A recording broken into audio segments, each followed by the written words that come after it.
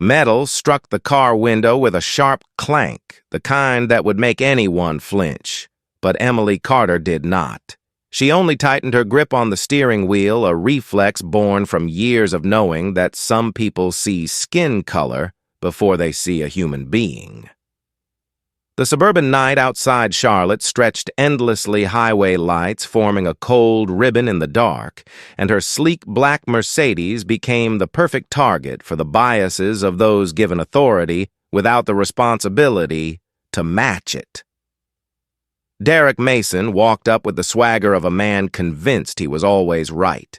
His hand snatched the vehicle registration from Emily's grasp, yanking it so hard the paper nearly tore, then without even glancing at it, he crumpled it and tossed it onto the asphalt as if discarding a person's worth.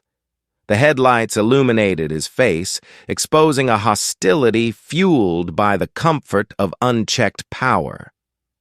For a moment, the air around them thickened a quiet tension that always comes just before a storm. Emily opened her mouth to explain, but before a word could form, Derek pressed a heavy hand onto her shoulder and spun her toward the car, forcing her against the metal. The impact rang sharp and cold. Her tailored coat snagged on the door handle, tearing a small but unmistakable rip. Pain shot through her shoulder, but the humiliation rose even faster, burning from within. The handcuffs bit into her wrists, each metallic notch digging into her skin as if engraving a message that in his eyes she was nothing more than a black woman driving a car too nice for someone like her. Emily kept her voice incredibly steady. She spoke slowly, clearly, as if she were in her courtroom. "Officer, this is my car. All documents are valid. I am Judge Emily Carter of the Mecklenburg County Superior Court. You can verify that with dispatch." Derek burst into laughter.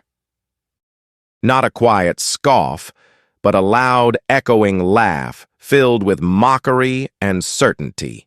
To him, her words were nothing but a cheap joke. Someone he believed unworthy of owning such a car dared claim she was a judge. Derek enjoyed that feeling, the pleasure of denying reality, because he believed it could not possibly be true. Blue and red lights flashed as another patrol car arrived. Sergeant Paula Reeves stepped out, her face lined with the hard edges of years on the force. She looked from the luxury car to Emily's calm posture, then leaned toward Derek, lowering her voice as if Emily couldn't hear. "You sure?" "Sure," Derek replied without hesitation. Paula nodded the nod of someone who had long grown accustomed to making mistakes. "Official." "Then follow procedure. And make sure the report is tight." Emily heard every word, each syllable cutting into her mind like shards of glass. She understood instantly. They had done this before. They had a pattern, a system. Derek trusted his flawed instincts, and Paula trusted Derek. A miniature version of the whole system playing out on the shoulder of a highway. Behind them, young Officer Evan Brooks stood beside his car, hand resting on his belt, his expression unreadable. His dashcam was recording everything. Emily caught his brief glance, saw the conflict behind his eyes, buried under the silence expected from a rookie, afraid to break the invisible code of loyalty. But that fear could not hide the discomfort eating at him. Cars raced down Interstate 77, their sound stretching into a cold, continuous hum.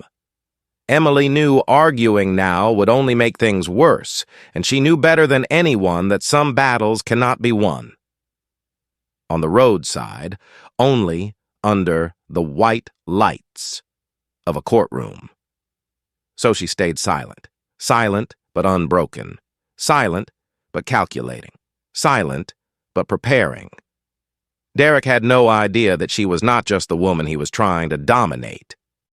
She was the person who the next morning, wearing her judicial black robe, would sit on the highest seat in the courtroom and looked directly down at him. And in that moment, real power would change hands.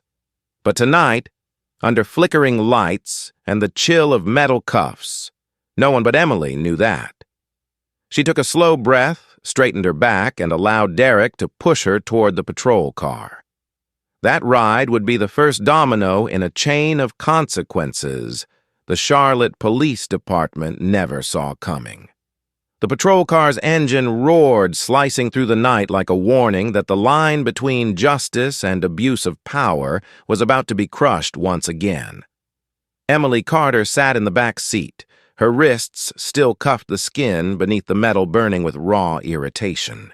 Through the divider glass, she could see the faint outline of Derek Mason, illuminated by the dashboard glow, his face tilted in quiet self-satisfaction. The kind of confidence born from believing power makes him untouchable.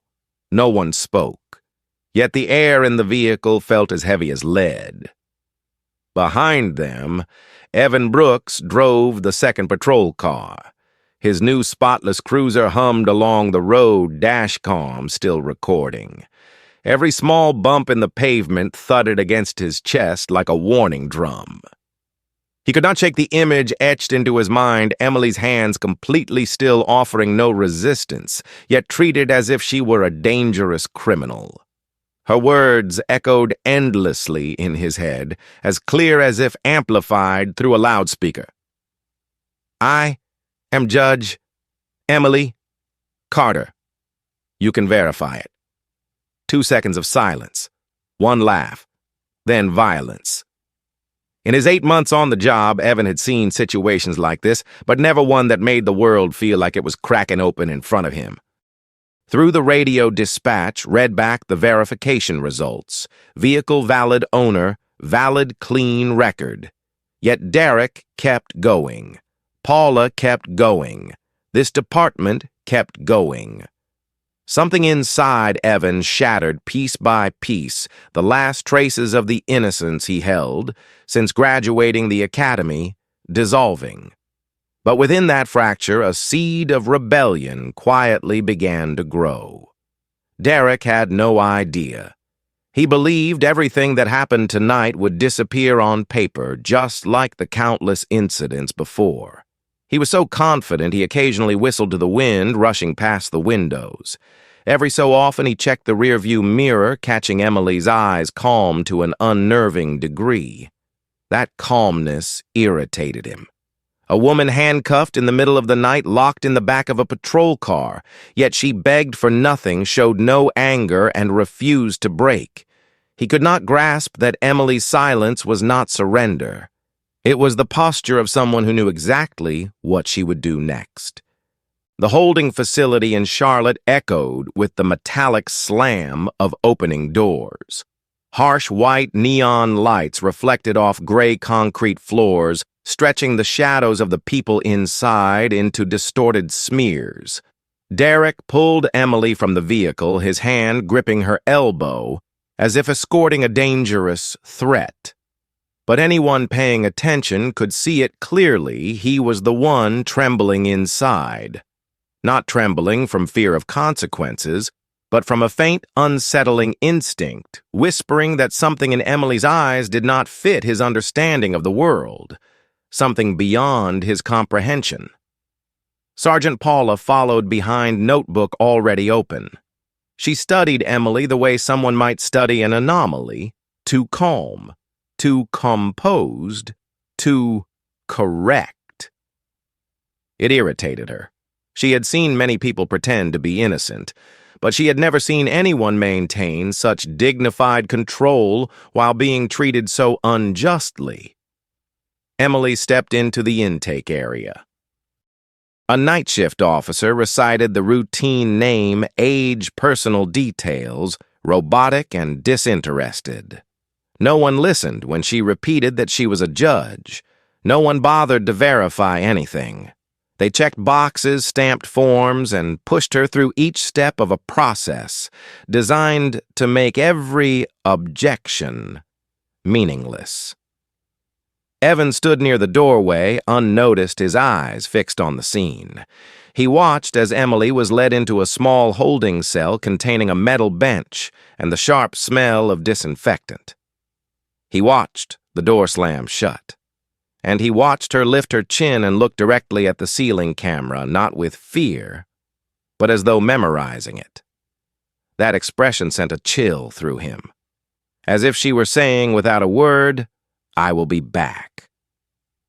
While Derek sat at the report desk, typing confidently, certain everything was under his control, Evan stepped into the hallway and pulled out his phone.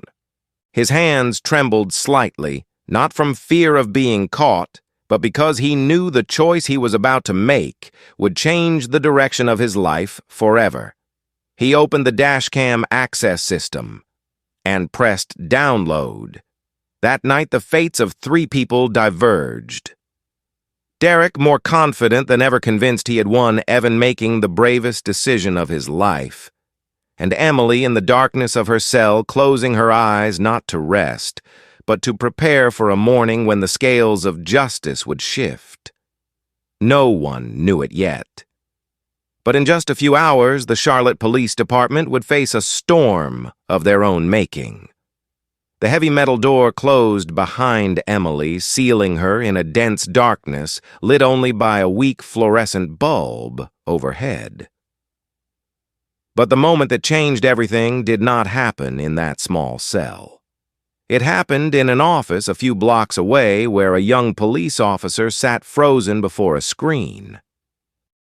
Evan Brooks stared at the dashcam footage he had just downloaded, his hands cold, even though the room was warm from the computers. The images replayed again and again, Derek throwing the registration onto the ground, Derek shoving Emily against the car, Derek tightening the cuffs far too much, Emily calm, but visibly in pain, and Derek's laughter slicing through the night like a blade cutting into Evan's conscience. He felt as if he had finally awakened from a long sleep, realizing that everything he once believed about this job did not match the reality playing out before him. Each frame was an undeniable truth, and every one of Derek's laughs was a reminder that if Evan stayed silent, he would become part of the same darkness. But choosing what was right was not simple. His father's voice, a man who had been stopped unjustly by police many times as an immigrant, suddenly rose in his memory. "You must become the kind of police officer I needed, not the kind I feared."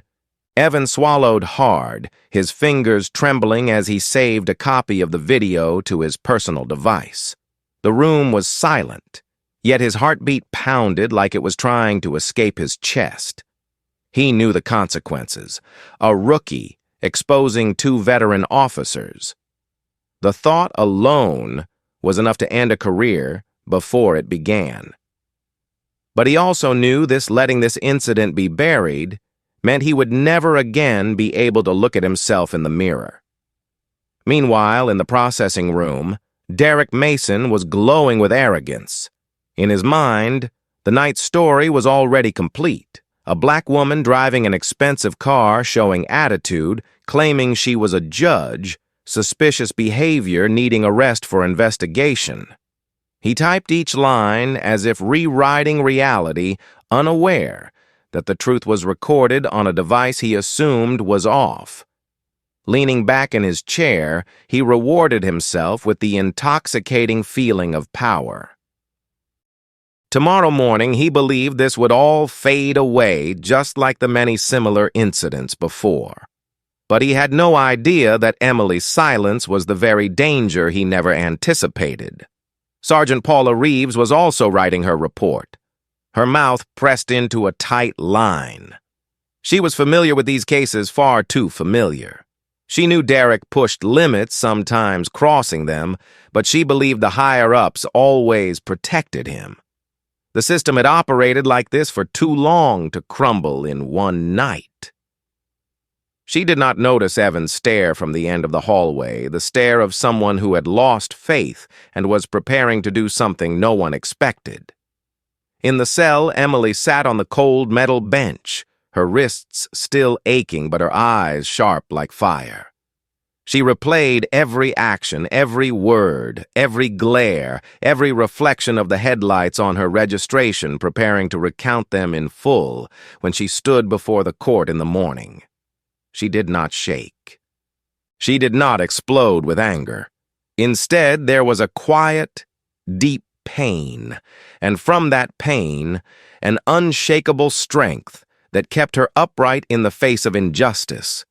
She knew Derek saw her through the eyes of prejudice. Paula saw her through the eyes of procedure, and Evan saw her through the eyes of someone who recognized the truth, but wasn't sure if he had the courage to act. Emily closed her eyes, steadying her breath. In the darkness, she saw the familiar judge's bench, the bright courtroom lights, the tension heavy as wire. She saw Derek standing below her, shocked, trembling, and she knew that in just a few hours the balance of power would shift. At the end of the hallway, Evan held a small USB drive. He inhaled deeply and walked quickly toward the door leading to the parking lot. Each step carried him toward a path with no return. He unlocked his phone, typed the secure email of Detective Lena Morris from Internal Affairs. His hands shook so much he could barely type, but he hit send at last. He sent everything. He sent the truth. The screen flashed. Upload successful. In that moment, no one in the station knew that a silent earthquake had begun. The truth had already left the building, slipping out of Derek's control and beyond Paula's protection. Evan stood under the pale glow of the street lamp, feeling for the first time that he was truly part of justice. And Emily behind the bars felt her heart settle into an eerie calm. Because she knew her battle the next morning would no longer be fought alone.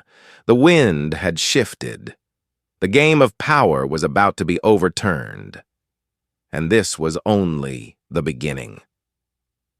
Derek Mason slept deeply, the way a man sleeps when he believes the world will always bend around him, while somewhere else in Charlotte, Emily Carter sat in a holding cell, one hand wrapped around her aching shoulder where the cuffs had bitten into her skin. 3 o'clock in the morning. The harsh white neon light cast a sharp line down the bridge of her nose. She did not sleep. She could not. Not because of fear, but because her mind was turning relentlessly, threading together every detail of the night, as if preparing for a major courtroom argument.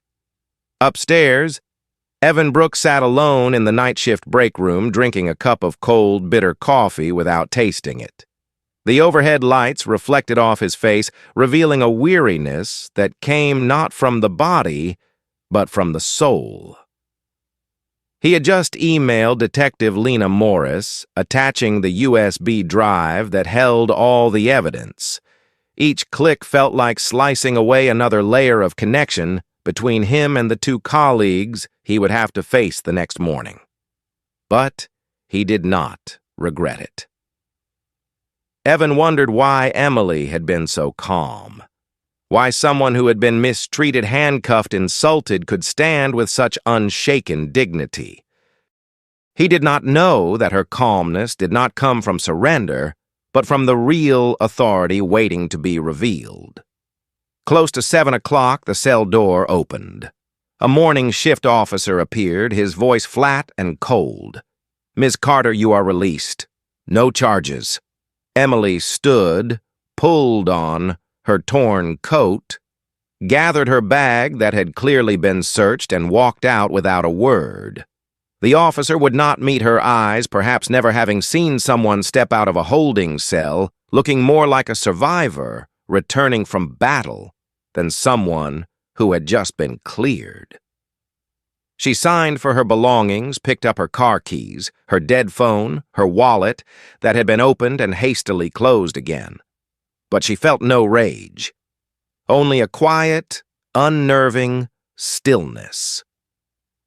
The parking lot behind the station was damp with morning mist. Her Mercedes sat waiting like a silent witness to the night. When she opened the door, she saw the fresh scratch carved across the handle, the mark from when Derek shoved her into the car. She touched it lightly. No trembling, no hesitation. She simply remembered. The road home was filled with soft morning light, but in Emily's mind, everything remained the gray tones of the night before. She did not turn on the radio or the air conditioner. She drove in silence, letting every thought sharpen like a surgeon's blade. She had seen thousands of abuse of authority cases from the judge's bench, but she had never been the living witness in one. That feeling made her harder, clearer, and yes, more wounded. At the small house in southern Charlotte, Mark, her husband, had been waiting since 5 in the morning. He had not slept. Could not sleep. Every passing minute he feared her phone would ring with worse news. The moment he heard her car pull into the garage, he stood and ran to the door. When she walked in, he reached out to embrace her, but Emily stepped aside, not avoiding him, avoiding pity. "Can you wait to ask?" she said quietly, her voice tired but sharp. "I need a shower. I need clean clothes. Then I'll tell you everything." Mark watched her climb the stairs, her expensive coat torn down the side. In that moment, anger surged in him, but he held it back. Because he knew Emily did not need someone to rage on her behalf. She needed steadiness for the battle ahead. Under the hot shower, steam, thick as fog, rose around her. Emily stood still, letting the water run over her shoulders, her back the spreading bruise. The smell of jail disinfectant clung to her hair, making her shiver. But each drop of water washed strength back into her. When she stepped out of the bathroom, she opened her closet and pulled out a familiar wooden box. Inside lay her judge's robe, perfectly pressed heavy black fabric, a symbol of authority. She brushed her hand along the row of buttons, a ritual. Each button reminded her she was no longer the woman arrested in the night. She was the woman who presided from the highest seat in the courtroom, the woman with the power to judge. Mark waited for her in the kitchen, 2 cups of steaming coffee on the table. He had 100 questions, but when he saw the judge's robe folded over her arm, he fell silent. Emily sat down, took a sip, and said in a voice as hard as steel, "Last night, Derek Mason arrested me because he didn't think I had the right to own my own car. Dispatch verified everything, but he arrested me anyway. He called me an impersonator. And you know what? I am the one scheduled to preside over his use of force, hearing, at 9 this morning." Mark stared at her, stunned, shocked, then furious, then worried. But Emily only smiled, a small, cold, shining smile. "Last night he put cuffs on me. This morning I will hold the gavel." Daylight filled the sky. It was not yet 8. In a little more than an hour, Derek Mason would walk into the courtroom with his usual confidence, and in a single moment his world would collapse when he realized the judge sitting above him was the woman he had degraded the night before. Emily rose, draped the robe over her shoulders. And in that instant, she was not simply getting dressed. She was stepping back into her true seat of power. The sound of distant car horns rose as Emily Carter guided her Mercedes into the judge's reserved parking area behind the courthouse. The early morning sun struck the granite steps, casting cold, sharp streaks of light, like the gaze of a deity watching over an oath to justice. Emily shut off the engine and sat still for a few seconds, both hands resting on the steering wheel as she drew in a deep breath. The long night still clung to her body like a layer of dust that could not be shaken off immediately. But the judge's robe on her shoulders was the clearest reminder of all this morning she was not a victim. She was the one who held the power to judge. She opened the car door, the morning breeze brushing through the folds of her robe, as if preparing her for a ritual. Every step she took down the hallway inside was steady and deliberate, as though the very tiles beneath her feet were vibrating with her authority. Court staff gave her respectful nods, and she returned their greetings with calm eyes. No one noticed the tender skin beneath her sleeves, where the handcuffs had burned red marks. No one saw the scratch on her shoulder from the shove the night before.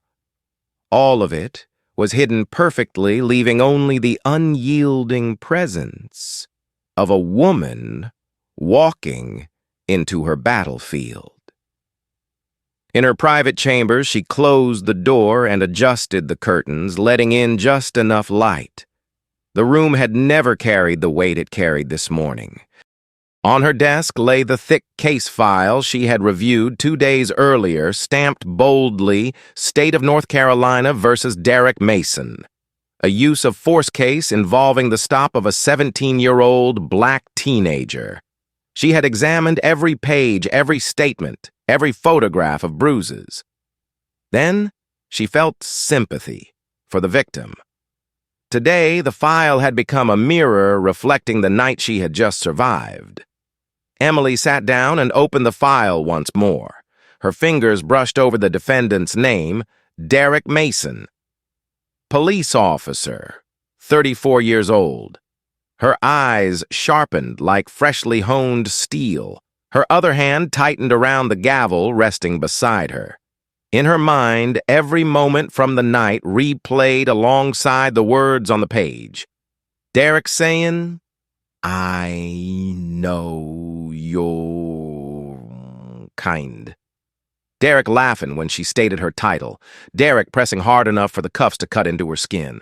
All of it merged into a heavy focused current. Her phone vibrated. A message from Mark, "I'm on my way. Are you all right?" Emily read it and pressed her lips together slightly. She replied, "I'm fine. Sit in the back row. Don't worry." Another message arrived immediately from the court clerk defendant and counsel arriving early. Emily stood, adjusted her robe, straightened the collar. In the mirror she appeared both soft and unbreakable. No one looking at her now would ever guess that just hours earlier she had been standing in a freezing cell. A soft knock echoed at the door. The person who entered was someone Emily did not expect, Detective Lena Morris. Her black suit made her look like a blade, sharp and direct. In her hands, she held a sealed red evidence envelope. Judge Carter Lena said, her voice grave, "I need to brief you before the hearing. This is important." Emily gestured for her to sit. Lena placed the envelope on the desk. "We received internal evidence from a young officer. Dashcam footage. Everything." Emily did not move. "You watched it, I did. And, to be completely honest, what happened last night is going to force a large-scale internal affairs investigation. Command has already been alerted. The police chief will be present in the courtroom." A quiet pause settled between them. Emily instantly understood that today's confrontation would not be a simple use of force hearing. It would be a clash between two systems' justice and the unchecked abuse that had gone on far too long. Lena rose to her feet. "I know you do not want special treatment, but the truth needs to come out the right way. If you need testimony, I'm ready." Emily nodded, slightly grateful, yet maintaining the cold composure of a judge stepping into the biggest confrontation of her career. After Lena left, Emily picked up the gavel, feeling its familiar weight. It was not heavy because of the wood. It was heavy because of responsibility, because of the lives shaped by it, because last night had shaken her faith in the very system she had served for 20 years. She glanced at the clock. 8:45. She drew a deep breath, opened the door, stepped out. The courtroom was waiting. So was the truth. Derek Mason walked down the hallway toward the courtroom with the swagger of a man who believed he was about to sit through nothing more than another minor disciplinary hearing, completely unaware that his entire life was about to collapse within minutes. His uniform was neatly pressed, his shoes polished to a shine, his nameplate gleaming under the ceiling lights. He even joked with a few colleagues he passed, boasting that his case was nothing to worry about, that he had written a flawless report, that complaints against him never went anywhere. His attorney, Alan Pierce, a man in his 50s with carefully combed silver hair, was already waiting outside the courtroom. When he saw Derek, he walked over and placed a hand on his shoulder out of habit, but his eyes told a different story, heavy, uneasy, unlike every other time. Derek failed to notice the shift. "Ready?" Alan asked, quietly. Derek laughed. "Ready for what?" "This court is a walk in the park. I've handled hundreds of these." Alan did not respond. He simply stared at him for a few seconds, as if wanting to say something, but holding it back. The courtroom door opened. The bailiff announced loudly, "The Mecklenburg County Court is now in session. Defendant and counsel, please enter." Derek straightened his tie, pulled his shoulders back, and inhaled with confidence. He had no idea that in a few seconds reality would shift so violently he would struggle to stand. He stepped through the doorway. His foot had barely crossed the threshold when the side door of the courtroom opened. Emily Carter appeared, not in the torn coat from the night before, not under the cold blue and red glow of patrol car lights, not with her hands bound behind her, but in a judge's black robe radiating authority. Her face composed sharp, her posture straight, her eyes blazing as they fixed on the defendant's platform. The moment their eyes met, Derek froze. At first he thought he was hallucinating. He blinked. Nothing changed. Emily was still there, standing above him on the bench, the embodiment of justice, the very person he had mocked, insulted, and shoved against a car just hours earlier. The thud of Derek's leather briefcase hitting the floor echoed through the deathly silent courtroom. Everyone turned. Alan jerked his head toward Derek, eyes wide, everything suddenly clear. Derek felt the blood drain from his body. He stumbled back a step, knees softening, gripping the edge of the defense table to keep from collapsing. Sweat burst across his forehead as if someone had poured ice water over him. He tried to speak, but his throat tightened, producing only a broken rasp. The courtroom held its breath. Not even the sound of a page turning dared to exist. At the back of the room, Captain Raymond Holt was already present, sitting upright, phone ready in his hand to record. Beside him was Internal Affairs Detective Lena Morris, her stare sharp as a blade, missing none of Derek's expressions. Emily said nothing as she walked slow and commanding to the bench. She laid down her documents arranged, each page precisely poured a sip of water, then lifted her gaze. Her voice rose not loud, but so firm it struck through every chest in the room. The Mecklenburg County Court is now in session for the case of defendant Derek Mason, police officer. Derek let out a weak gasp, his lips trembling. He tried to say, "This cannot be," but the words shattered. Emily held his gaze for 3 long seconds without blinking, a kind of silence only those who have survived injustice can command. Derek trembled uncontrollably. His knuckles whitened as he clutched the desk. His head dropped, breath quickening, struggling to pull air into his lungs. Alan placed a steadying hand on his shoulder and whispered urgently, "Do not say a word. Do not react. Sit down now." Derek practically collapsed into the chair. Emily sat at the bench, adjusted the microphone, and began the hearing as though the previous night had never happened. But the way she looked at Derek, the weight of each syllable she spoke, felt like she was restoring justice to its rightful place after it had been dragged through the dirt. "I, Judge Emily Carter, will preside over this hearing according to the law, without bias, without fear." She paused, then delivered the sentence that shook the room. "But before proceeding, I must place a critical fact into the official record." Alan snapped his head toward Derek. Derek nearly fainted. Emily continued, her voice sharp and precise, slicing through the air. "At approximately 3 o'clock and 43 minutes this morning, I was released from the county holding facility after being unlawfully detained by Officer Derek Mason." The courtroom erupted in gasps, whispers, chairs scraping. Derek squeezed his eyes shut. A bead of sweat dropped onto his wrist like a confession. Emily leaned toward the microphone, her gaze locked on him. "I was the person Officer Mason arrested last night, and I am also the person presiding over his hearing today." Silence fell cold enough to hear the frantic pounding of Derek's heartbeat. And this was only the beginning of the storm. The silence following Emily Carter's declaration stretched out like a fracture in time. Everyone in the courtroom understood one thing with absolute clarity. This moment would be remembered for years, a textbook example of justice reversing its direction.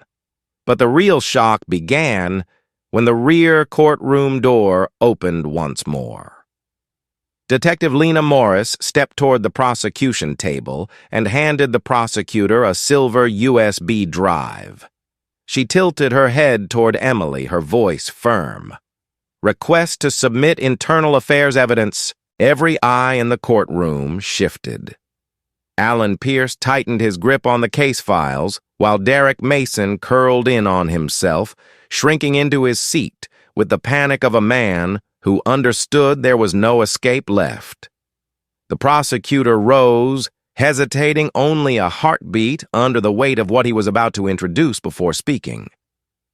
"Your Honor, we request permission to play video obtained from Officer Evan Brooks's dashcam. This evidence was submitted to Internal Affairs early this morning."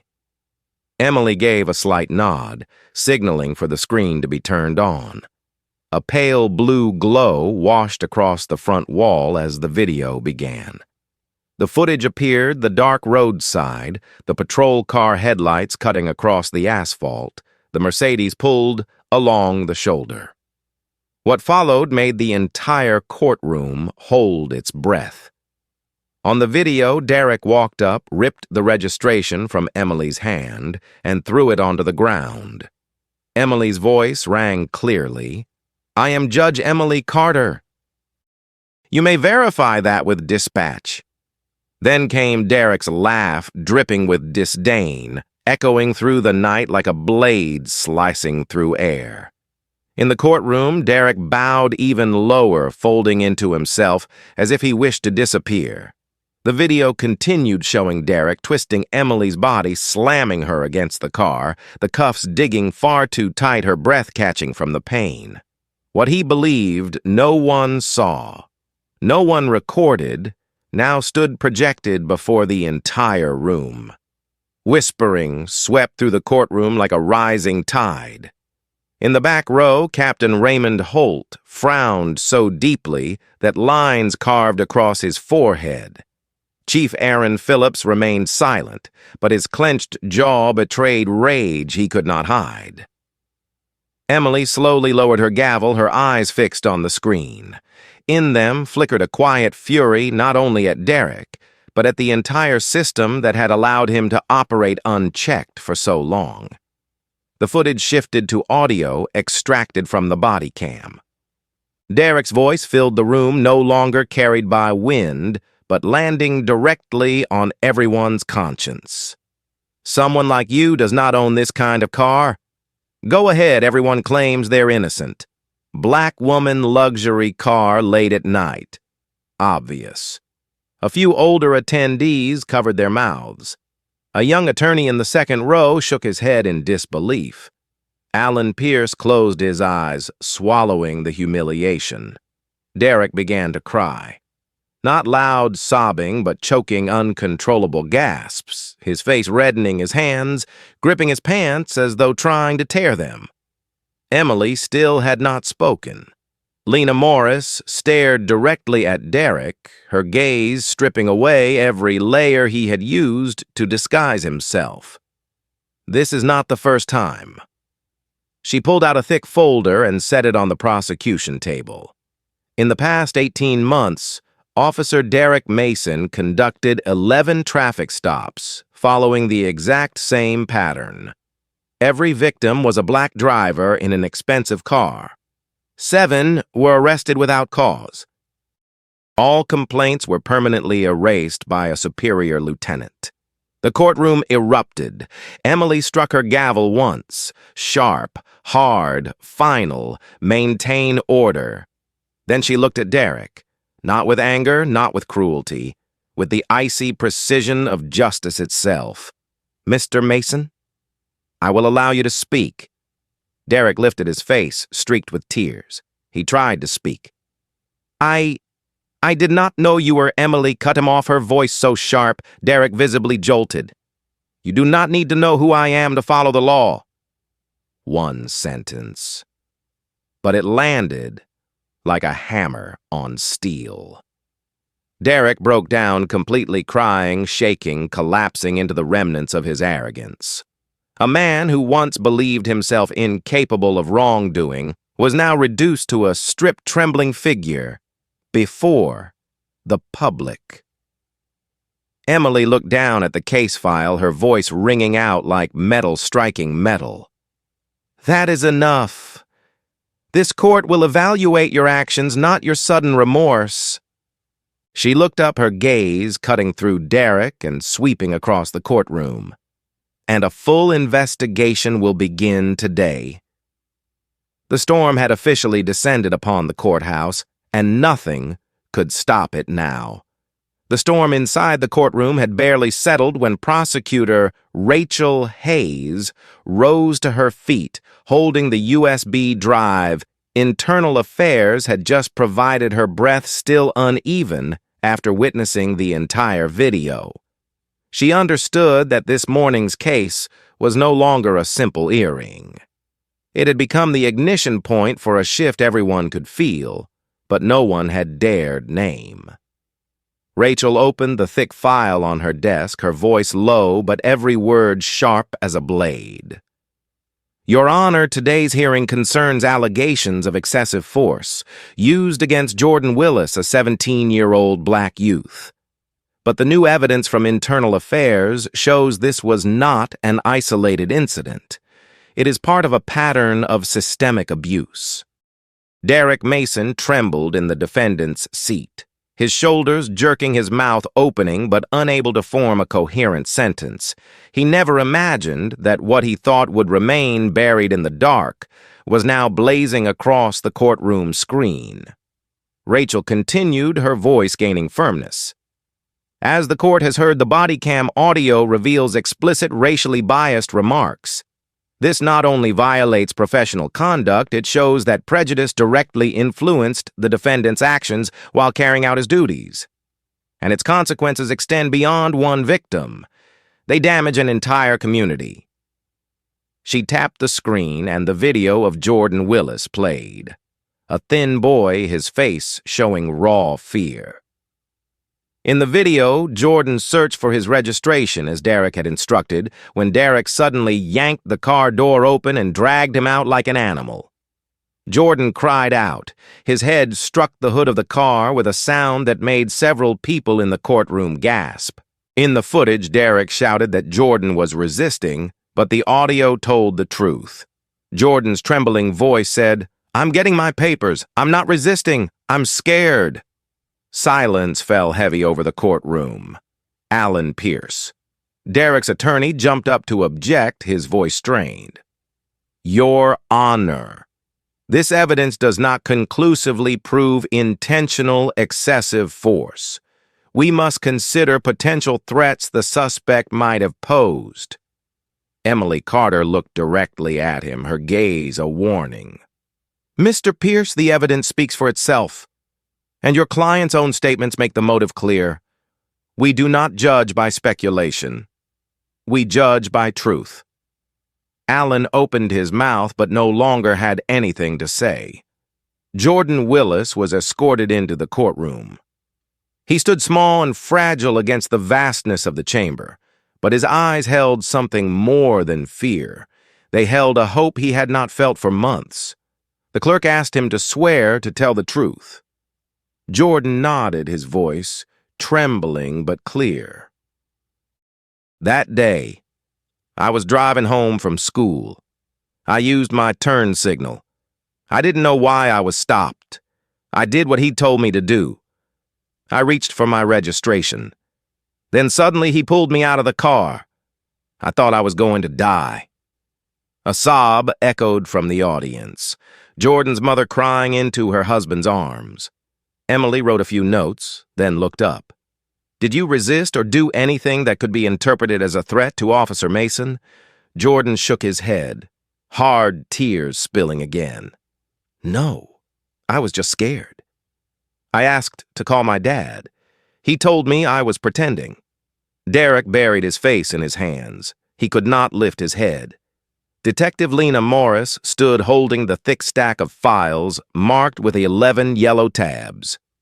Your Honor, here is the detailed list of 11 traffic stops conducted by the defendant over the past 18 months. Every case follows the same pattern: racial bias, false accusations, false reporting, and unnecessary use of force. Lena read through them one by one. Each case dropped into the courtroom like another hammer blow.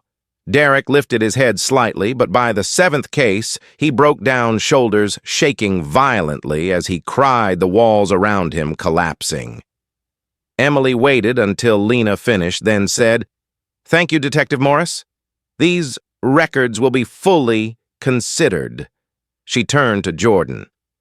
"Thank you for being here today. You are braver than many adults." Jordan bowed his head, tears falling onto his shoes. His mother placed a trembling hand on his shoulder, as if finally releasing a burden she had carried far too long. When Jordan stepped away from the stand, Emily placed both hands on the bench. At this point, the court has seen not one violation, but a dangerous pattern. And the events of last night directly relate to the defendant's actions in this case. They reflect motive and established behavior. She paused. The entire courtroom breathed in unison with her. "Mr. Mason," Emily said, her voice low but sharp as steel. "You have not only abused your authority, you have forgotten that justice is not a shield for the powerful. Justice exists to protect the vulnerable." A stunned silence fell across the room, as if everyone needed a moment to absorb the weight of her words. Then Emily continued, "We will now proceed to deliberation. The court will deliver its final verdict shortly." She struck the gavel. One sharp, resonant crack, and in that moment the entire courtroom froze. Everyone knew the decisive moment was approaching, and no one dared look away from the judge who stood both as the victim and the keeper of justice this morning. The deliberation room door closed behind Emily Carter, leaving only the hum of the air conditioner and the steady rhythm of her heartbeat. The white light washed over the thick case files before her, but what burned brighter than anything was the cold clarity in her eyes. Any other judge would have recused themselves because of a conflict of interest, but Emily knew that if she stepped away, the entire case would fall into the hands of someone who had not witnessed the night before, who would not understand its consequences, who could not recognize the danger of the pattern of abuse she had seen with her own eyes. She closed her eyes for a few seconds, not to rest, but to secure every piece of the puzzle. Derek's mocking laugh when she identified herself. Jordan's choked sobs, the video echoing through the courtroom, Lena Morris's voice striking like a hammer of truth. Evan's trembling voice when he handed over the evidence, the Willis family's broken cries after a year of fear. All of it merged into a single current. Emily opened her eyes and began writing, noting each finding, each legal basis, each detail tied to the pattern of misconduct. Not a single line held personal emotion. Every word was sharp as a scalpel and cold as steel, yet not devoid of humanity.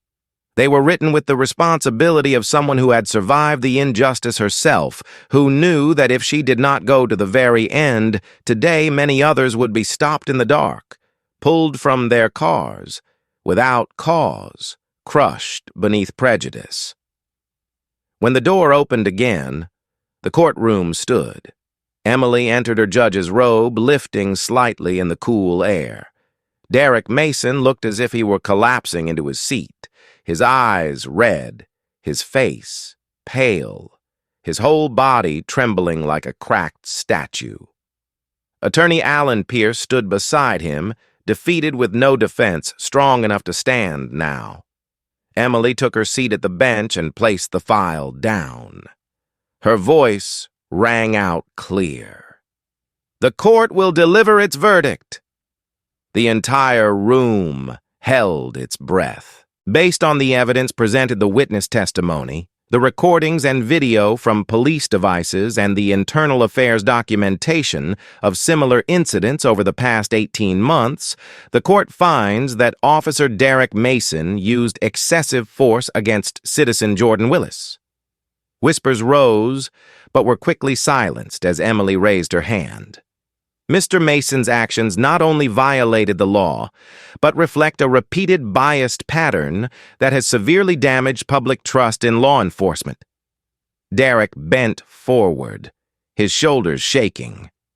Emily continued, her voice steady and heavy like a hammer striking metal. Therefore, the court finds Derek Mason guilty. A moment of frozen silence followed. Then Emily opened another file, and at the mere sight of its cover, Derek knew his end had arrived. In addition, Emily said the incident that occurred last night involving myself will be referred directly to the United States Attorney's Office for review under federal statutes concerning abuse of authority under color of law and unlawful detention. Derek lifted his head, eyes filled with terror. His voice cracked. I did not mean. Emily cut him off, her tone so cold it seemed to freeze his breath. You do not need intent to cause harm. You only need to believe you had the right to do so. He collapsed into his chair, burying his face in his hands, his body shrinking like a shadow, losing its last light. Emily turned to the prosecution table. The court orders that the investigation be expanded to include all similar incidents as well as the role of the supervising officer who unlawfully erased the complaints. Detective Lena Morris nodded. She had been ready since the moment she submitted the files. Emily's gaze swept the room until it reached Jordan Willis. The boy straightened himself, trying to hold back his sobs as he heard the verdict. Jordan, Emily said softly, "You did the right thing by speaking the truth, and you deserve justice." Jordan nodded, tears falling onto his shirt. At the back of the room, his mother covered her face, crying and smiling at the same time as if a door had finally opened for her son after too many nights of fear. Emily set down her gavel, drew a slow breath, and delivered the final words. This hearing is concluded. Justice is served. The gavel struck. A simple gavel strike, yet this morning it rang like a bell tearing through the fog that had smothered the truth for months. Derek was led out of the courtroom, stumbling, his legs barely holding him. Every step he took felt like a blade cutting through the past he had built, the choices he had made, the nights he believed he had the right to control someone else's life, the moments he thought he was untouchable. But justice had reached him, and it did not arrive gently. The courtroom slowly emptied. People left with a mix of shock, outrage, relief, and hope. Conversations rippled through the courthouse hallways, all circling one point: this case would change Charlotte. It might change the entire state. Lena Morris stood alone near the back door, arms crossed, watching as Derek was escorted away. Evan Brooks stood a few steps behind, still tense. When Emily walked out, both officers straightened immediately. Evan looked at her with the expression of someone carrying an unspoken gratitude and unsure where to begin. Emily tilted her head and said quietly, with meaning, "Because of you, the truth had a chance to exist." Evan nodded, his hands finally steady. Lena stepped forward. "We will continue the investigation. What happened today is only the beginning." Emily looked out toward the courthouse plaza, glowing under the sunlight. "Justice must always begin with truth," she said. And today, the truth finally had its voice. She walked forward, her robe trailing behind her. Each step closed an old chapter and opened a new one full of hope for the entire community. The fight was not over. But for the first time, after a long night, justice had truly spoken. 2 weeks after the hearing that shook the entire city of Charlotte, the Internal Affairs Office was operating with an intensity it had never seen before. Old case files were pulled from storage, forgotten video recordings were extracted again, and witness statements, once dismissed as unreliable, were now treated as valuable evidence. At the center of that whirlwind, Detective Lena Morris sat in front of her computer, eyes fixed on a long list of incidents tied to officers under Lieutenant Gary Dalton. The office door opened softly. Evan Brooks walked in, holding a new stack of documents. His haircut was neater, his gaze steadier, no longer the rookie drowning in his own fear. Maybe he was not stronger, but he had learned how to stand tall. "Latest report on the traffic stops along Westover Hills," Evan said. 2 more cases match the pattern." Lena nodded and took the file from him. "Good. Keep going. We are taking this all the way." Evan paused, then asked quietly, "Judge Carter, is she all right?" Lena hesitated for a beat, then gave a small smile. "More than all right. She is changing the entire system." The Charlotte government building glowed under the soft morning sunlight. Police Chief Aaron Phillips and the Deputy Director of the Federal Justice Department moved quickly down the hallway as the court clerk guided them into Emily Carter's office. She stood by the window looking out at the park, where the leaves had turned golden at the end of the season. Her judge's robe lay on the chair behind her, and she wore only a simple white shirt, yet the authority around her was exactly the same as it had been inside the courtroom. Judge Carter, the chief, said, standing straight, "We are here to present the newest reform plan. In the first month, we will retrain the entire traffic stop oversight system. We will also release quarterly public data." Emily turned, one hand resting lightly on the desk, her eyes sharp but composed. "Good steps. But do not forget the requirement for independent supervision from the community council. I want civilian representatives to have the right to review any records they request." The deputy director nodded. "We have agreed to that. It will be officially announced this week." Emily didn't smile, but her eyes softened. This was what she wanted, not a personal victory, but the first step in a long-needed reform of a system that had stagnated for far too long. When the officials left, silence returned to the office. Emily stood alone, touching the back of her neck where the soreness returned each time the weather turned cold. The handcuffs had left marks that had faded, but the feeling of being dismissed because of her skin color, because of prejudice, because an officer believed he had the right to control her life, that would not fade. But in return, she had the truth. And the truth, when brought into the light, always leaves the strongest mark. That afternoon in the courthouse hallway, Jordan Willis appeared. He looked taller than before, more confident, though his smile was still shy. In his hand was a sealed envelope. When he saw Emily leaving the courtroom, he hurried toward her. "Judge Carter," he said softly but clearly, "you did something I thought no one could do." Emily smiled gently. "You were the brave one. You stood up. You told the truth." Jordan handed her the envelope. "This is a thank you letter from my family, and I just got accepted into my school's pre-law program. I want to become a lawyer someday." Emily took the envelope, her heart sinking in a heavy, emotional way. "You will be a good lawyer, and if one day you need a recommendation letter, come find me." The boy smiled a real smile, then walked away. Emily watched him go, and felt something inside her begin to heal. Children like Jordan made the long battle worth fighting.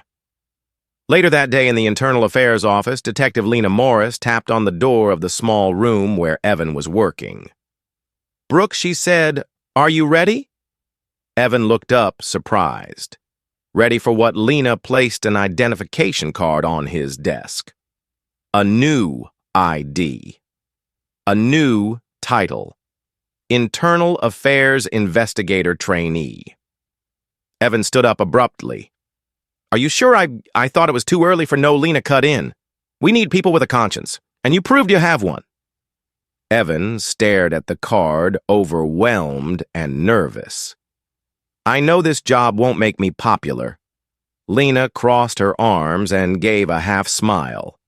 "If you want to be liked by everyone, this is the wrong career. But if you want to do the right thing, welcome to the team." Evan nodded slowly as though sealing an unspoken oath. That evening, Emily returned home. The warm yellow lights in the living room cast a soothing glow against the walls, a comfort she had not felt in many tense days. Mark sat on the sofa, a steaming cup of tea beside him. "You're home?" Mark said, his voice soft as a touch. Emily sat next to him, resting her head on his shoulder. They said nothing for several minutes. In that silence, Emily heard Mark's breathing, felt the warmth of his chest, and sensed the safety she had lost.